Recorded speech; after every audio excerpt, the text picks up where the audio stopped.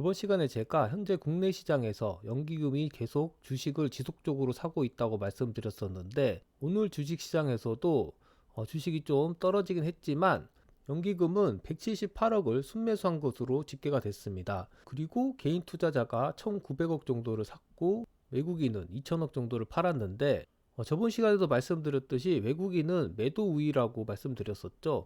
아직까지 그 추이를 계속 유지를 하고 있고, 개인이 매도 우위였는데 최근에는 또 매수를 하는 그런 추세가 형성되었습니다. 이게 뭐 언제까지 지속될지 모르겠지만 확실한 부분은 연기금은 계속 매수를 하고 있다는 부분이죠. 그래서 저번 시간에 연기금이 투자하고 있는 종목들, 삼성전자와 SK하이닉스 그리고 LG에너지솔루션에 대해서 좀 살펴보았는데요. 오늘은 어제 말씀드렸던 종목 말고 그 외 종목에 대해서 좀 보도록 하겠습니다.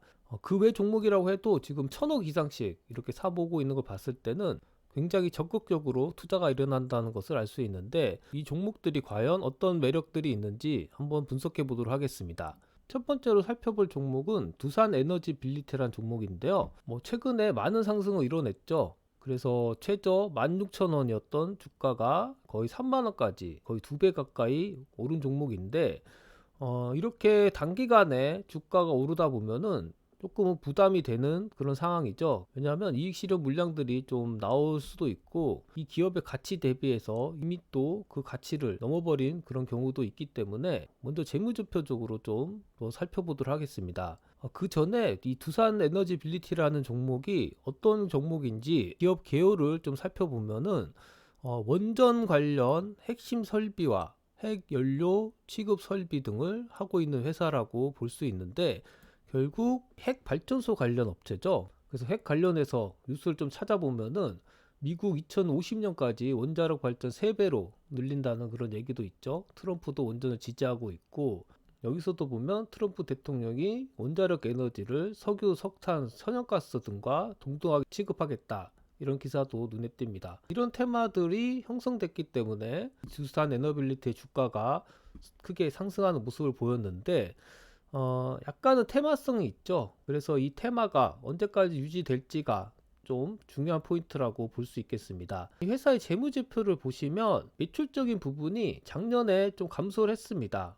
재작년까지만 해도 10조, 15조, 17조 이렇게 늘어나다가 작년에는 15조로 좀 줄어들었는데, 영업이익적인 부분이나 당기순이익적인 부분에서는 큰 의료는 없습니다. 영업이익률이 6%, 순이익률이 3%니까 대체적으로 수익이 잘 나고 있는 그런 회사라고 보시면 되는데, 단지 이제 부채 비율이 조금 높은 부분, 그리고 PER이 43까지 지금 나오고 있으니까 결국 이 회사 가치보다는 주가가 좀 고평가되어 있다, 이렇게 볼 수 있겠죠.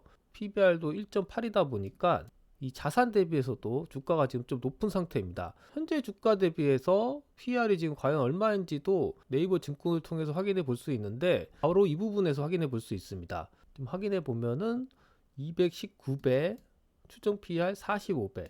그러니까 주가가 최근에 많이 오르다 보니까 219배까지 지금 오른 상황인데, 결국 상당히 고평가가 되어 있다라고 볼 수 있죠. 그리고 최근 매매 동향을 보시면 기관이 또 최근에는 또 많이 매도를 치고 있습니다. 수익 실현을 좀 하고 있는 상황인데, 앞으로 이 핵 발전 관련해서 트럼프의 수요가 2050년까지 계속 증가를 시킨다고 하니까 원자력 사업에 대한 그런 장밋빛 전망은 아직 살아있지만, 결국 주가가 그 대비해서 많이 상승을 또 하다 보니까 기관들이 이렇게 이익 실현을 하고 있죠. 실제 종목별 투자다에서 보시면 연기금이 최근 들어서 팔고 있습니다. 그래서 이런 부분들을 확인했을 때 개인분들이 지금 쫓아서 이 종목을 사실 게 아니라 좀 더 기다렸다가 투자하시는 게 좋을 것 같다는 생각이 들고요. 이 차트적으로 좀 확인을 해봐도 이 스토캐스틱이 과매수 구간에서 이렇게 머물고 있는데, 이 머물고 있는 기간이 길수록 또 하락할 확률이 점점 높아진다는 얘기가 됩니다. 그래서 이 종목을 아직 갖고 계시지 않은 분들은 좀 더 기다렸다가 매수를 하시는 게 좀 필요할 것 같고요. 단지 아직까지 지지 라인들이 지켜지고 있는 부분들은 20일 이동평균선이 지금 올라가고 있는데 주가는 이 밑으로 아직은 떨어지지 않은 상황, 그리고 장대 양봉을 기록했던 이날의 몸통의 2분의 1 지점을 깨지 않고 아직 지켜내고 있다. 그리고 거래량이 이렇게 양봉일 때 많이 발생을 했는데 음봉일 때는 되려 거래량이 이렇게 좀 줄어든 모습을 보이고 있습니다. 그러니까 아직 판 사람이 그렇게 많진 않다, 또 이렇게 해석을 할 수 있기 때문에 다시 한 번 더 치고 올라갈 수는 있을 것 같다는 생각이 좀 듭니다.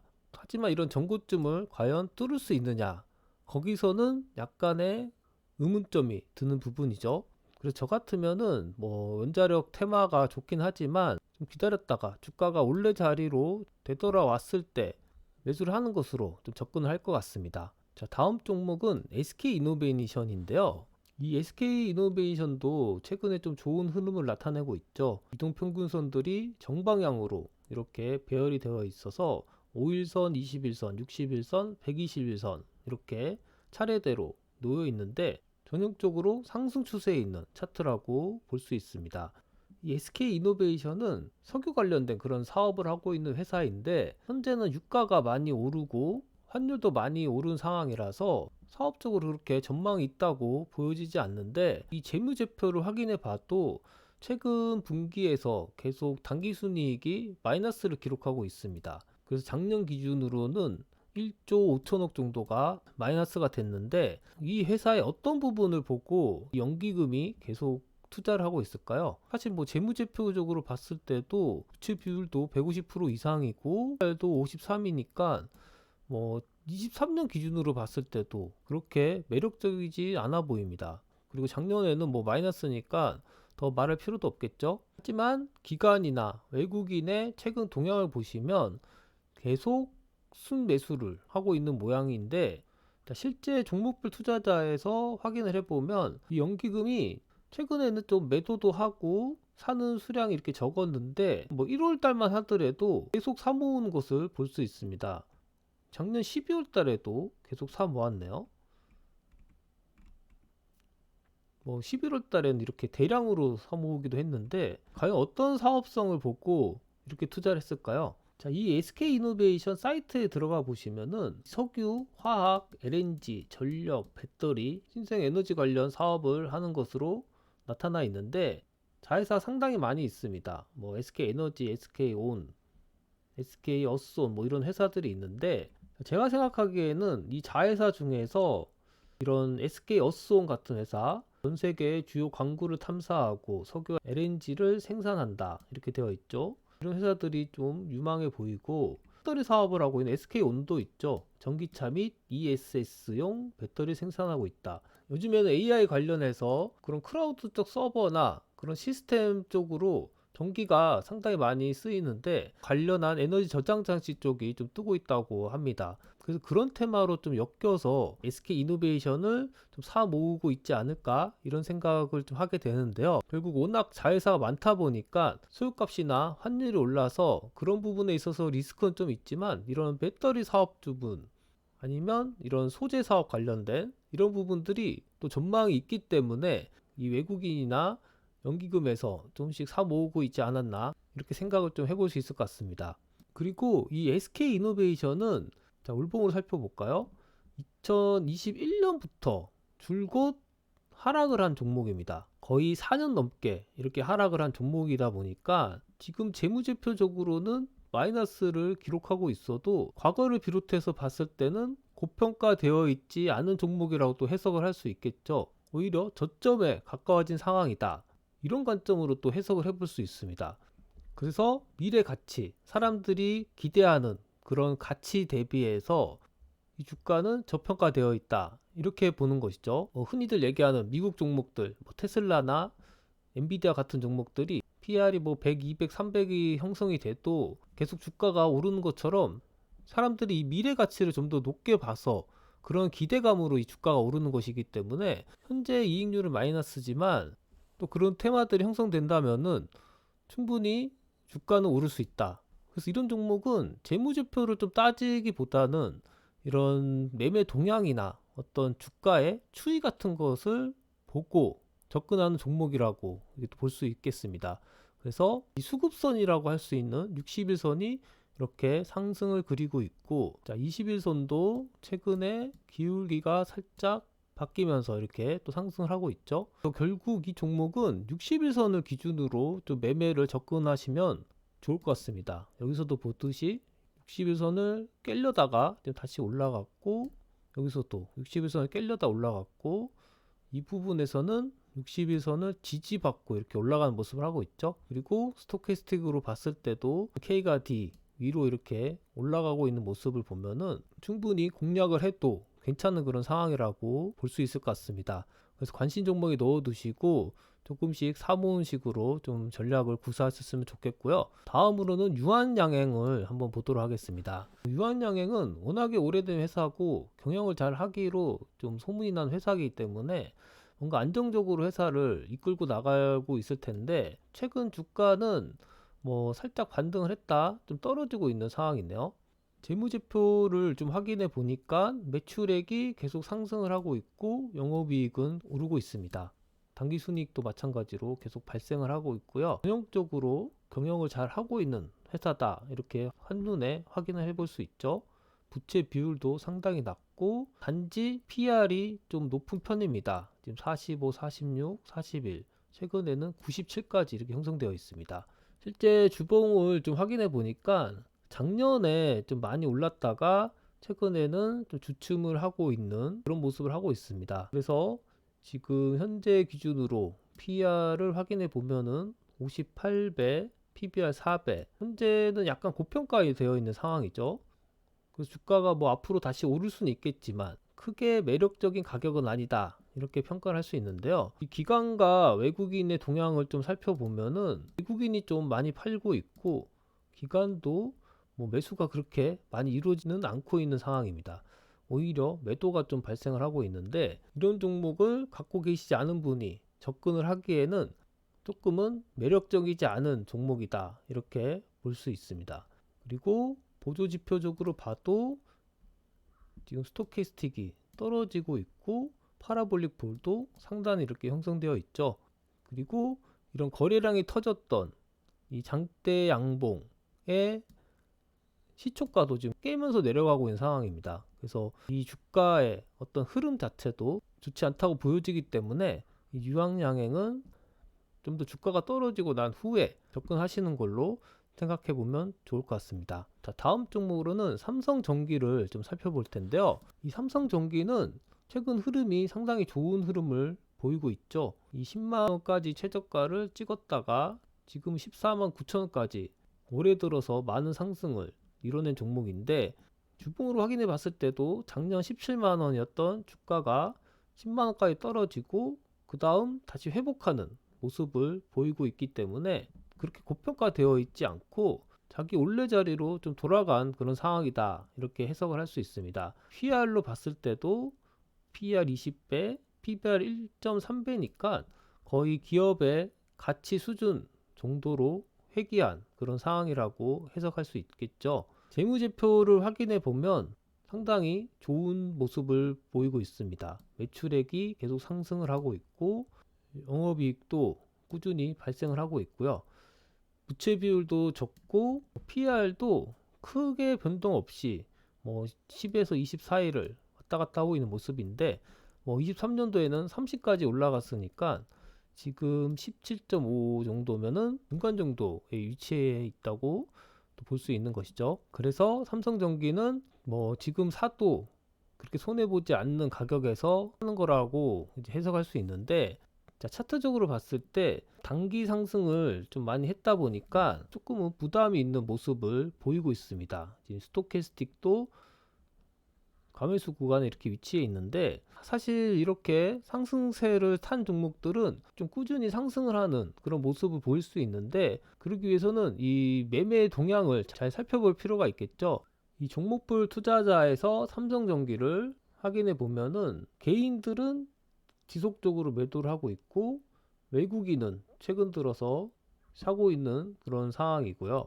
연기금은 지속적으로 또 사모으고 있습니다. 그래서 뭐 올해부터 계속 연기금은 사고 있다는 것을 또 확인해 볼 수 있는데, 지금 자리가 어쨌든 최저가 대비해서 50% 이상 상승한 자리이기 때문에 조금 적극적으로 들어가기에는 약간은 부담이 있을 것 같긴 합니다. 그래서 좀 더 기다렸다가 이런 60일선 간의 이격도가 좀 가까워졌을 때, 요럴 때 매수를 하는 게 좋을 것 같다는 생각이 드는데, 사실 21선도 좀 지지를 받고 있는 이런 상황이다 보니까 1차적으로는 21선과 이격도가 좀 좁혀졌을 때 매수를 하시고, 2차적으로 61선에 접근했을 때 매수하시는 쪽으로 좀 나눠서 이렇게 접근하시면은 좀 현명한 투자가 될 것 같다는 생각이 듭니다. 자, 다음 살펴볼 종목은 아모레 퍼시픽입니다. 이 아모레 퍼시픽은 옛날에 상당히 잘 나갔던 화장품 회사죠. 월봉으로 확인해 보면은 2021년도에 30만 원을 찍고 거의 뭐 4년 동안 떨어진 회사인데, 이렇게 좀 많이 떨어져 있는 상황이다 보니까 이 PR 자체가 상당히 낮습니다. 11배이고 PBR도 1.5배. 그러니까 충분히 재무적인 가치로 봤을 때는 좀 살만한 상황이고요. 단지 매출액 기준으로 봤을 때는 좀 주춤하는 모습을 보이고 있죠. 매출이 이렇게 좀 줄어들고 있었는데, 작년에는 그래도 현상 유지를 좀 하는 모습을 보였습니다. 그동안의 브랜드 가치가 어느 정도는 있으니까 이 현재 상태는 유지가 될 것 같은데요. 이게 안정기에 좀 접어든 회사다 보니까 앞으로의 사업에 대해서 소비자들이 기대하는 어떤 심리가 있냐, 그런 것들이 형성됐을 때, 기대 심리가 형성됐을 때 이 주가가 좀 움직일 수가 있는데, 최근에는 중국 시장에 좀 화장품이 밀리다 보니까 약간은 그런 사업적인 부분에 있어서 조금의 아쉬움이 있는 것은 사실입니다. 그래서 그런 부분들이 어느 정도 주가에 다 반영이 돼서 현재까지 주가가 이렇게 힘을 못 쓰고 있는 그런 상황인데요. 최근 일봉 그래프를 좀 살펴보면은 이런 거래량이 좀 발생하면서 장대 양봉이 이런 나온 모습들이 눈에 좀 띄고 있죠. 여기서도 그렇고 이 부분도 그렇고 이 부분에서도 좀 그런 모습이 나타났는데, 이 떨어지던 이평선들도 지금 만나고 있는 모습입니다. 121선, 61선, 21선, 이렇게 이평선들이 모이고 있는 이런 지점이 앞으로 주가의 행방이 결정되는 그런 상황인데, 대부분 특별한 문제가 없다면은 다시 정방향으로 좀 흘러가는 경향이 있습니다. 그래서 지금이 어떤 적절한 투자 시기다, 이렇게 좀 해석할 수 있고요. 아모레 퍼시픽의 종목별 투자 상황도 보시면 연기금이 계속 사 모으고 있다는 것을 볼 수 있죠. 그리고 최근에는 개인들이 좀 사고 있네요. 금액으로 좀 바꿔서 확인해 보면은 200억 가량 최근에도 산 것을 볼 수 있는데, 뭐 개인들이 샀다고 해서 뭐 그렇게까지 나쁜 영향이 미치진 않겠죠. 다만 주가가 떨어지거나 오를 때의 모습을 보시면 좀 기간을 따라가는 경향이 있습니다. 기간이 이렇게 살 때는 주가가 오르고, 기간이 이렇게 팔 때는 주가가 떨어지고, 이런 경향이 있다 보니까 이 기관들의 움직임이 아모레 퍼시픽의 주가를 좀 좌우하는 모양인데, 제가 아까 전에도 말씀드렸듯이 이 수급선이 지금 하락을 하다가 횡보를 하고 있는 그런 상황이다 보니까 좀 더 지켜봐야지만 앞으로의 주가의 향방이 결정이 되겠죠. 그래서 좀 판단이 애매하다고 생각되시는 분들은 이런 전고점 라인들이 이미 형성이 됐기 때문에 이런 전고점 라인을 뚫고 올라갔을 때 매수를 하시는 쪽으로 접근을 하시고, 아니면은 좀 재무제표적인 부분이나 어떤 기업 가치에 좀 우선을 두시는 분들은 이렇게 좀 저점이 형성됐을 때 사시는 것도 오히려 좀 좋은 투자라고 생각이 되어집니다. 그래서 이런 저점이 형성됐기 때문에 11만 원까지 주가가 떨어진다면은 이때 사시는 전략도 괜찮은 방법이라고 생각이 듭니다. 그래서 아모레 퍼시픽은 그런 식으로 접근을 하시는 게 좀 좋을 것 같고요. 마지막으로 현대건설을 한번 보겠습니다. 현대건설은 최근에 이런 많은 단기 상승을 이뤄냈죠. 그래서 25,000원대였던 주가가 지금 35,000원까지 오른 상황인데, 뭐 국내 건설 경기는 좀 안 좋은 상황이지만 그래도 해외 쪽으로는 상당히 좋은 상황입니다. 월봉으로 확인해 봤을 때도 2021년도 6만원에서 지금 최근까지 계속 떨어진 상황이었죠. 그렇기 때문에 고평가되어 있지 않은 그런 종목이라고 또 볼 수 있고요. PER이나 PBR로 확인해 봐도 저평가되어 있는 상황입니다. PER 9.2배, PBR 0.4배니까 현대건설은 저평가 영역에 놓여 있다, 이렇게 확인을 해볼 수 있고요. 재무제표적으로는 매출액이 꾸준히 상승을 하고 있고 영업이익도 계속 발생을 하고 있습니다. 또한 부채 비율도 그렇게 크지 않기 때문에 사업을 잘 운영하고 있다, 이렇게 볼 수 있고요. 다른 건설사들과 비교해 봐도 이 현대건설이 되게 좋은 상황에 있습니다.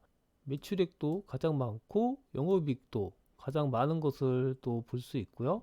PER이나 PBR도 적정한 수준에 이렇게 있으니까 투자하기에는 적절한 상황이다, 이렇게 판단이 되어집니다. 현대건설의 종목별 투자자 현황도 보시면 기관이 계속 사 모으고 있는데 개인은 지속적으로 또 팔고 있는 모습을 하고 있습니다. 이 기관에서도 연기금이 상당히 많은 비중으로 주식을 사고 있는데 최근에는 좀 주춤을 하고 있습니다. 왜냐하면 최근 주가가 이렇게 올랐으니까 쌀 때 더 매수하려고 하겠죠. 그래서 지금은 연기금도 좀 매수하는 쪽보다는 수익 실현을 좀 하고 있는 그런 모습을 보이고 있는데, 이 보조지표적으로 봐도 좀 과매수 구간에 놓여 있죠. 스토캐스틱이 K나 D가 80 이상 이렇게 수치가 좀 높아져 있고, 이 볼린저 밴드도 수축과 확장을 할 때 이미 상승 확장을 이렇게 이뤄내고 다시 좀 수축을 하고 있는 모습입니다. 그러니까 전반적으로 좀 주춤을 하고 있는 그런 상황이다. 그래서 이 현대건설에 만약에 관심 있으신 분들은 주가가 20이동평균선에 좀 접근을 했을 때 매수를 하시는 것을 추천드리고, 60이동평균선도 지금 하락을 하다가 상승으로 바뀐 상황이라 2025년도에 공략해 볼 만한 종목으로 선정을 해도 괜찮을 것 같다는 생각이 듭니다. 그래서 매수 타이밍만 좀 잘 잡으면은 충분히 이익을 줄 만한 종목이니까 그런 부분들을 잘 생각하셔서 접근을 해보시면 좋을 것 같습니다. 자, 이렇게 해서 연기금이 많이 사들인 종목들을 전반적으로 살펴드렸는데요. 그 중에는 이미 수익 실현에 들어간 종목도 있고 이제 사기 시작하는 그런 종목도 있습니다. 그래서 여러분들이 그런 종목들을 잘 구분하셔서 2025년도에 공략할 종목인지 구별하셔서 투자를 하셨으면 좋겠습니다. 그럼 이상으로 방송을 마치겠습니다. 감사합니다.